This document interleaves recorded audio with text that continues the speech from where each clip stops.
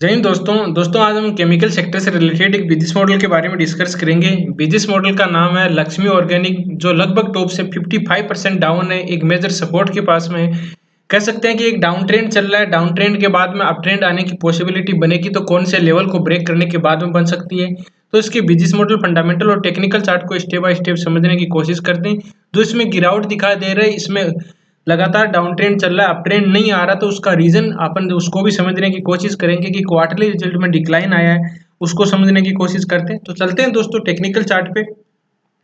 ये लक्ष्मी ऑर्गेनिक का weekly time frame का चार्ट है। पहली चीज, जब भी कोई नई आईपीओ आता है, ये ध्यान दीजिए, हम पहले भी वीडियो में हमने डिस्कस कर चुके हैं कि कोई भी पहला नया आईपीओ आता है, आईपीओ लिस्ट होने के बाद में कभी भी वो 5-5, 10-10% का अपर सर्किट नहीं लगाना चाहिए, कभी भी नहीं लगाना चाहिए। 5-5, 10-10% का अगर अपर सर्किट लगा रहा है तो उसमें लगातार गिरावट आ सकती है। ये हमने पहले भी डिस्कस किया है। जो पुराने साथी हैं, आईपीओ आया था मई 21 में, और फिर आप देख सकते हो कि 5-5, 10-10% की रैली, कह सकते हैं कि दो मतलब 175 के लगभग, ये कितना है, ये वन मतलब 150 के लगभग ये मार्केट में लिस्टेड हुआ था, 157 के लगभग है।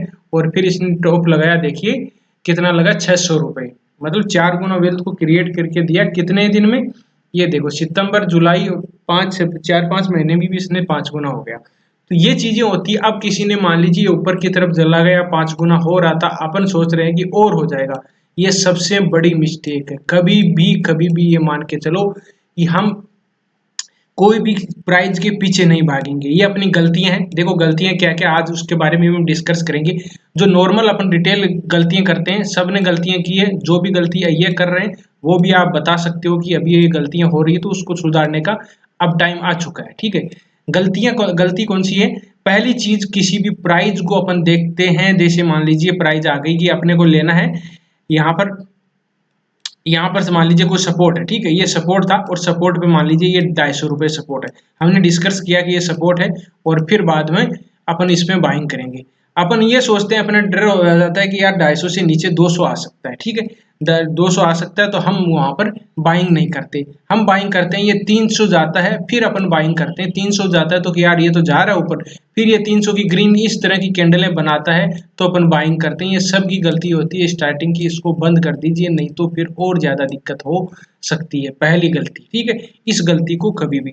दूसरी गलती समझ लीजिए, पहली चीज तो ये होगी। दूसरी चीज होती है कि अपनी जो भी स्ट्रेटेजी होती है, जो भी अपने सपोर्ट रेजिस्टेंस देखते हैं, उस पर अपन बिलीव नहीं करते।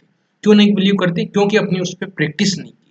ठीक है, पहले हमने ये डिस्कस की थी, आपको पहले जो पता है कि आईपीओ आने के बाद में अगर 5-5%, 10% का मूवमेंट आ रहा है, उस स्टॉक से स्टॉप लॉस ट्रेल करके प्रॉफिट बुकिंग करके निकल जाइए। ठीक है, क्योंकि वो ट्रेप कर सकता है। ये आपको मैं बहुत सारे स्टॉकों में देख सकते हैं।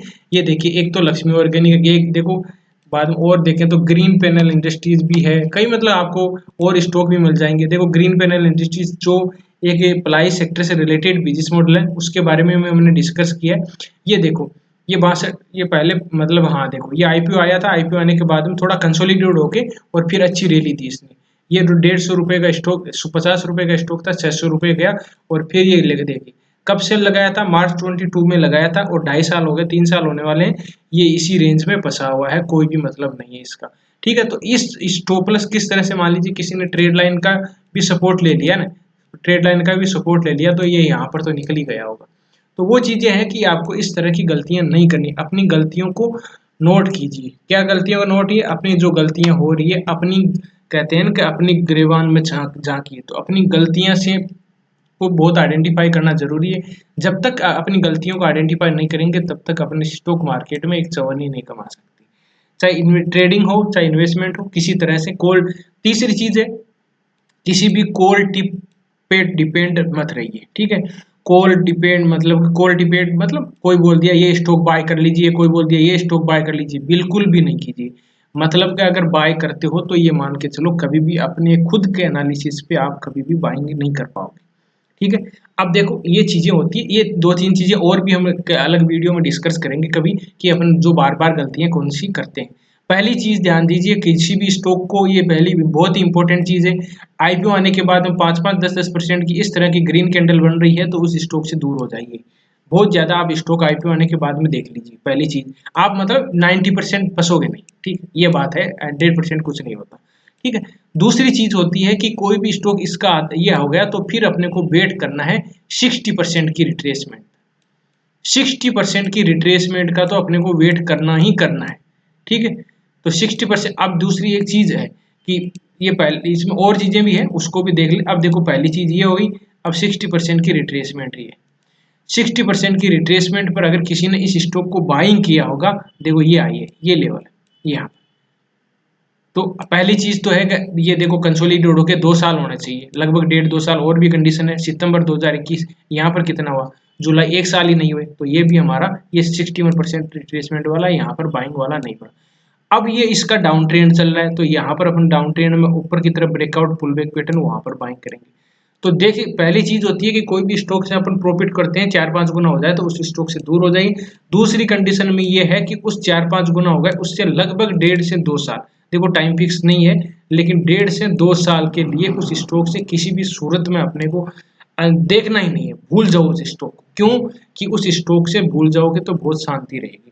अब अगर मान लीजिए उसको बाइंग कर लिया, अब बाइंग करना है कहाँ पे, 60 फिबोनाची रिट्रेसमेंट बहुत ही शानदार टूल है, उस पे आप 60% की रिट्रेसमेंट पे बाइंग करो 1.5-2 साल पर अगर वो आता है तो। और किस तरह से आना है, 1.5-2 साल के बाद में अगर इस तरह से आता है, देखो ये थोड़ी चीजें हैं वो धीरे धीरे समझने में पता चलेगी। 1.5-2 साल के बाद हम फर्स्ट बार टेस्ट करता है, दूसरी बार टेस्ट करता है, इस तरह से कंसोलिडेट होता है, तब अपन बाइंग कर सकते हैं, नहीं तो नहीं है। लेकिन अगर 61% की रिट्रेसमेंट में बाइंग कर लेंगे तो आपको बहुत ही सही जगह पर बाइंग करोगे, कभी भी मतलब ट्रेप नहीं होगी। अब इस स्टॉक में देख लिया 61% पर किसी ने बाइंग किया है, तो भी ये 300 रुपए के लगभग है। ये इसका और भी रीजन है कि पहले चीज ये कि देखो डाउन ट्रेंड है, डाउन ट्रेंड में क्या होता है, lower top lower bottom pattern है। एक बार भी इसमें जब ये टॉप लगाए उसके बाद में दोस्तों एक बार भी इसमें बाइंग अपॉर्चुनिटी नहीं बनी है। जो छत वाला एग्जांपल हम डिस्कस करते हैं वही एग्जांपल है, डाउन ट्रेंड में lower top lower bottom pattern इस तरह से आपको दिखाई दे रहा है। अब देखो यहाँ पर इस तरह से एक कंसोलिडेट फेज बन गया, ये एक रेक्टेंगल टाइप का पैटर्न बन गया। अब इसको पार करना चाहिए। अब इसको पार, ये कंसोलिडेट है तो क्या रीजन है कि ये कंसोलिडेट है, कि क्या कुछ ना कुछ तो कंपनी में दिक्कत हो रही होगी। तो उस दिक्कत की कंपनी क्या दिक्कत हो रही है उसको अपन समझने के लिए चलते हैं इसके फंडामेंटल पे। कंपनी केमिकल सेक्टर की कंपनी है, एसेंशियल और 2 स्पेशल केमिकल का मैन्युफैक्चरिंग करते हैं। आप इसमें कौन से इंडस्ट्रीज में यूज किए जाते हैं, लाइफ साइंस में, क्रॉप जो फसलें होती है, लाइफ जो अपने यूज में प्रोडक्ट करते हैं, मतलब कि क्रीम व्रीम ऐसी इस तरह के होते हैं। फिर बाद में पेंट सेक्टर से रिलेटेड, इंडस्ट्री के लिए, सॉल्वेंट एप्लीकेशन के लिए, इस तरह की ये इंडस्ट्रीज में ये केमिकल का मैन्युफैक्चरिंग करते हैं। इंडिया में इस तरह से आपकी इसके देखिए, इंडिया के अलावा चाइना में भी है, इंडिया में पुणे में है, और ये यूएई में है भी है, इटली में भी है, ठीक। इस तरह इसकी यहाँ पर अलग अलग देशों में भी कंपनी मतलब अपना नेटवर्क है। ये देखिए एक इस मार्केट कैप की बात करें, ये 1989 में कंपनी स्टार्ट हुई थी, 22 करोड़ का मार्केट कैप है। अब वो रीजन अपन ढूंढते हैं, रीजन क्या ढूंढते हैं, क्वार्टरली रिजल्ट में आपने को दिखाई देगा कि क्या कंसोलिडेट क्वार्टरली रिजल्ट में आपको दिखाई दे रहा है, वो समझते हैं।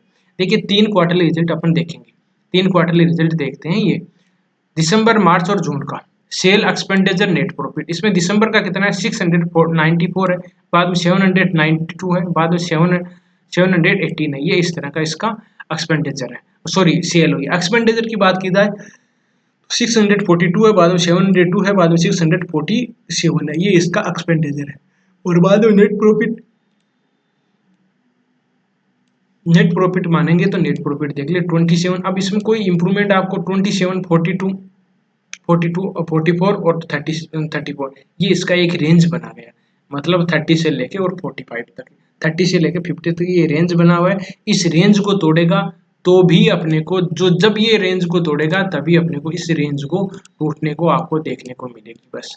और अब देखो पहले क्वार्टरली रिजल्ट डाउन आ रहे थे, अब देखो ये टेक्निकल चार्ट में आपको ये देखो क्वार्टरली रिजल्ट में देखते हैं, ये यहाँ पर बढ़ के आए थे, 694 था और बाद में 792 है, तो ये बढ़ के आए हैं 100 करोड़ का, प्रॉफिट भी अच्छा हुआ है इसमें।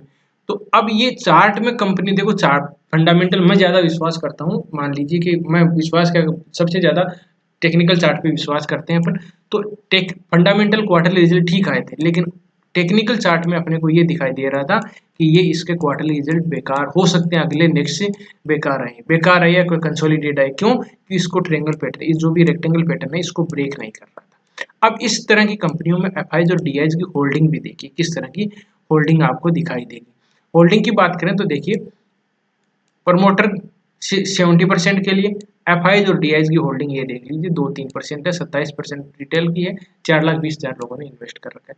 तो 2-3% एफआईज और डीआईज की होल्डिंग है। तो ये एफआईज और डीआईज की होल्डिंग में अब ये इतनी 2-3 साल 1-2% जो रिस्क रिवार्ड रेशियो इसमें ज़्यादा है, आप देखोगे तो रिस्क थोड़ा सी रहता ज़्यादा, लेकिन रिवार्ड भी बहुत शानदार देगा। ये रिवार्ड 6 महीने में 4 गुना हो गया था।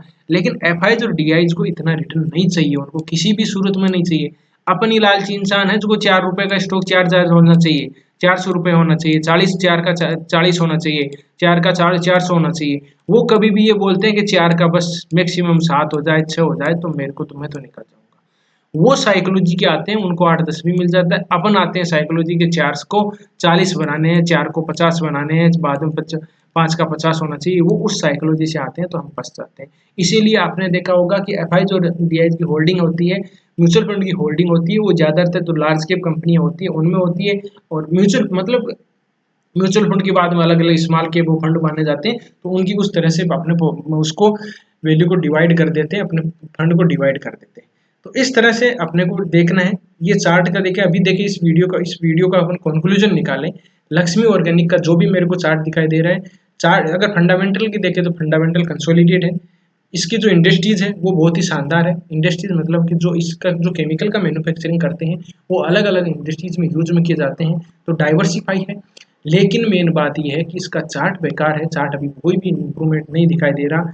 ये लगभग आप देख सकते हो कि मार्च 22 से 2 साल से कंसोलिडेट, सितंबर 21 है, उसके बाद में कंसोलिडेट है, डाउन ट्रेंड है। इसीलिए आप कभी भी, जो मैं वीडियो इस तरह के बनाता हूँ, कभी भी आपको टॉप में बाइंग नहीं करना है, मेजर सपोर्ट है बाइंग करनी है तो आपको अच्छा मूवमेंट मिल जाएगा, अच्छी रैली मिल जाएगी।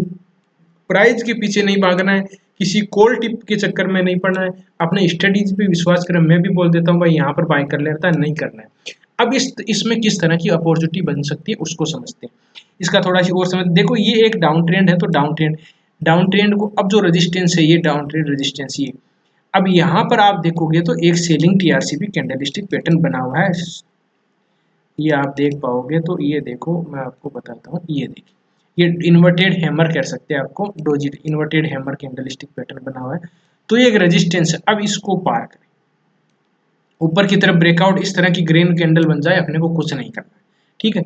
ये ब्रेकआउट के बाद में इस तरह की कोई बाइंग, ब्रेकआउट के बाद में पुल बैक पैटर्न आता है, यहाँ पर कोई बाइंग टीआरसीपी कैंडलस्टिक पैटर्न बनता है, तब भी अपन बाइंग करेंगे, जहां पर रिस्क रिवार्ड रेशियो बहुत ही शानदार है और अप ट्रेंड के धीरे धीरे सिग्नल आपको दिखाई दे सकते हैं। ये मान के चलिए कि अप ट्रेंड के यहाँ से देखो लो लगाए, अब ये यहाँ से रिवर्स हो गया। अब ये अगर यहाँ से ही रिवर्स हो जाएगा, ध्यान से सुनिए, ईओ को यहाँ से ही रिवर्स हो जाएगा, ये अपने लो को नहीं काटेगा, तो ये अप ट्रेंड के धीरे धीरे सिग्नल आपको मिलना स्टार्ट हो जाएंगे। तो उस लेवल पर अपन पकड़ सकते हैं। फिर आपको देखो ये पैटर्न भी बन सकता है, एक राउंडेड बॉटम टाइप का पैटर्न बन सकता है। ये कप एंड हैंडल बाद में बनेगा, लेकिन एक राउंडेड बॉटम टाइप का पैटर्न बन सकता है ये, इसलिए। लेकिन अभी तक कोई भी बाइंग अपॉर्चुनिटी नहीं बनी है, फोमो में आके अभी नहीं कूदना है, वेट करना है अपने वैल्यू का। अगर वेट करोगे कभी भी तो फंसोगे नहीं, अपने इमोशन को कंट्रोल करना है। कभी कोई बोलता है तब अपने को बाइंग अपॉर्चुनिटी नहीं करनी है। इस वीडियो से आपको कुछ लर्निंग मिली हो, साइकोलॉजी ठीक हो रही हो, और अगर कुछ इंप्रूवमेंट, अपनी गलतियां होती है उसको इंप्रूवमेंट करने में सहायता मिली हो, तो वीडियो को लाइक जरूर कर दीजिएगा। और वीडियो देखने के लिए बहुत बहुत धन्यवाद। ये वीडियो केवल एजुकेशन पर्पज से बनाया गया, किसी भी स्टॉक को बाय सेल करना अपने फाइनेंशियल एडवाइजर से जरूर सलाह मशवरा कर लीजिए। लर्निंग पर्पज से आपने को सीखना है तो आप वीडियो को और भी इंप्रूवमेंट पे से प्ले लिस्ट में जाके वीडियो को देख सकते हो, किस तरह से बाइंग अपॉर्चुनिटी करनी चाहिए। वीडियो देखने के लिए बहुत बहुत धन्यवाद, मिलते हैं नेक्स्ट वीडियो में, तब तक के लिए दोस्तों बाय बाय, जय हिंद, जय भारत।